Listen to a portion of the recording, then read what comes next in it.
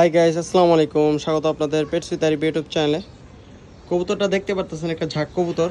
গত 3-4 মাস আগে একটা ভিডিও ছাড়ছিলাম ওটি নিয়ে। এটা এই যে আমার একটা ঝাঁক কবুতর আছে, এটা আসলে ঝাঁক কবুতর না, কালো চিলা কবুতর। আর এটাও কালো চিলা কবুতর। এই কবুতরটা কিছুদিন আগে বা 3 মাস আগে ওই ঝাঁক কবুতর কালো চিলা কবুতরের সাথে জোড়া দিছিলাম।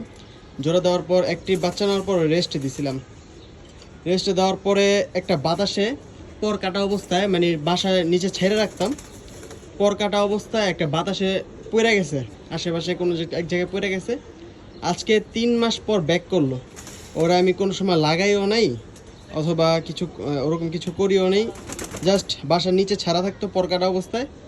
3টা পর ছিল সামনের বড়, ওই 3টা পর নিয়ে বাতাসে পড়ে গেছিলো, হয়তো আশেপাশে কেউ ধরছিল। আজকে 3 মাস পর হয়তো পর দিছি নতুন কইরা, কবুতরটা ব্যাক করছে আলহামদুলিল্লাহ।